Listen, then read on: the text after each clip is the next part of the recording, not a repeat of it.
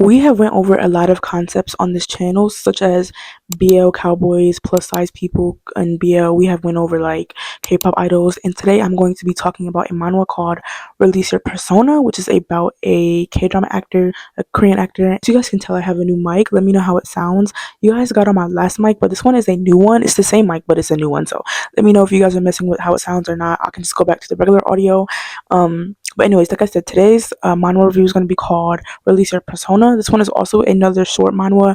I posted a poll on my community tab asking you guys what manhwas did you guys want to see, and I put up a poll for it.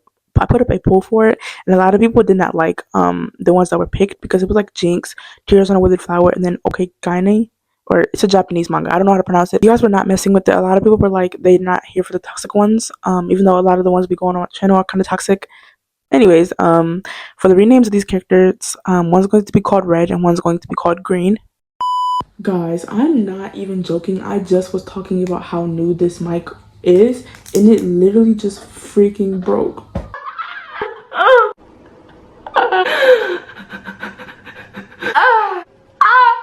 So the story starts with Red feeding some cats. He's giving them some cat food, and while he's giving these cats some food, this is when Green comes up like randomly and starts talking to him. He's like, do you know these cats' name? He's like petting the cats too, and Red's kind of suspicious of him because why did this guy randomly just come up to him and start being nice to him and friendly? Maybe that's not weird, but he thought it was weird. And Red starts suspecting that Green is like a reporter or like a stalker because when Red gets a good look at Green's face, this is when we like see Green fully and we see that Green is a baddie and he's beautiful.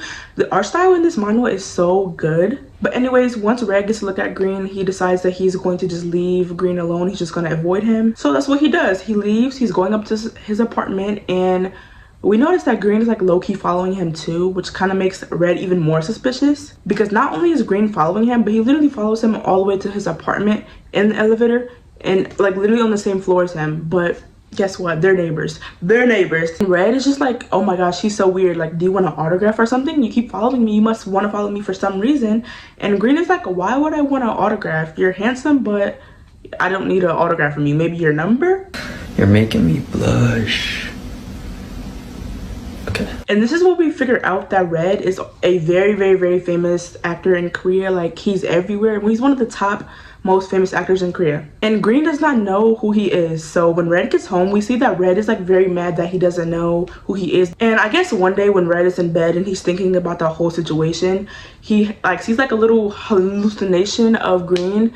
But like Green's low-key being freaky because Green is like sitting on top of Red, and he's like, wouldn't you be curious about somebody who doesn't know you and they can learn you for your actual true self outside of what people show you in the media and all the rumors about you? And then I guess this like makes Red feel some type of way, and then he like says that he's going to try to seduce Green. So basically what I'm getting so far is that Red has interest in Green because Red wants somebody that knows Red for himself instead of what people say in the public. So yeah, Red is on a mission to seduce Green. And one day while Red is going out for his nightly walk, he sees Green talking to the cats, and Red apologizes for how he acted in the elevator, accusing him of being this and that. So this is when Green properly introduces himself, and we find out that he is a psychotherapist, I'm pretty sure it's called. And Red kind of sees this as an opportunity to get closer to him and is like, can I get some counseling from you? And Green is like, yeah, of course you can, but I don't befriend my clients, so you're either gonna have to be my friend or you're gonna be my patient. Which one do you want to be? And of course Red chooses to be his friend. So Red's like, okay, to little toast our little friendship, let's go out to go get some drinks. And Green is like trying to give him some recommendations of places they can go drink, obviously in the public. And Red is like, I'm not comfortable being in the public, can we just go like somewhere private? And Green is like, why can't you be in the public? Like, are you on house arrest? Are you a criminal? And this is when I guess Red gets fed up because then he finally reveals his true self, that he's the famous actor of Korea. And then they end up in Red's house and they start drinking, they start talking about themselves. Red is asking questions about Green, and Red even asks Green, do you like men?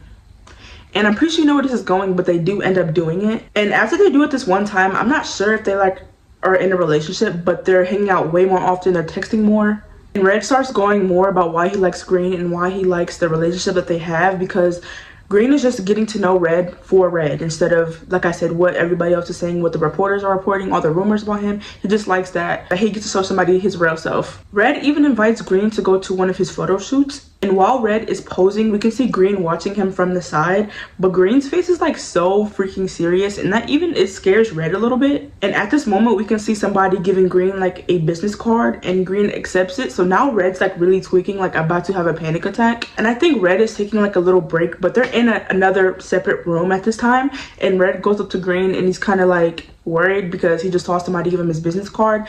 Red thinks that was like a reporter, like somebody that wants Green to snitch on Red about his like private life and expose him. So he's kind of tweaking. He's like getting all up on Green and is like, please don't believe these rumors. Red is like, why were you low-key kind of avoiding me during the shoot, looking at me that way? And Green ends up calming him down because remember, Green is like a psychotherapist, so he kind of knows how the mind works. He calms him down because low-key was about to have like a little panic attack. And Green is just like, I was only staying away and kind of being distant towards the shoot because I don't want to become another rumor of yours. I don't want this to like be an issue because, you know, you're famous and I'm not, and I don't want this to get out. And Red is like really warmed by this. Like the reassurance reassured him because then they did it again, and when they come out of the room, they see the same man that gave Green the business card like run away, like he kind of heard what was going on in that room. And Green goes up to him and like Loki kind of like threatens him and tells him off, but he says a little bit too much because after he's done doing all that, Red is like, who really are you? Because I didn't tell you some of this stuff, so how do you even know this stuff? And you said you didn't know who I was. And it gets to the point where Red is just like, I don't think we should see each other anymore.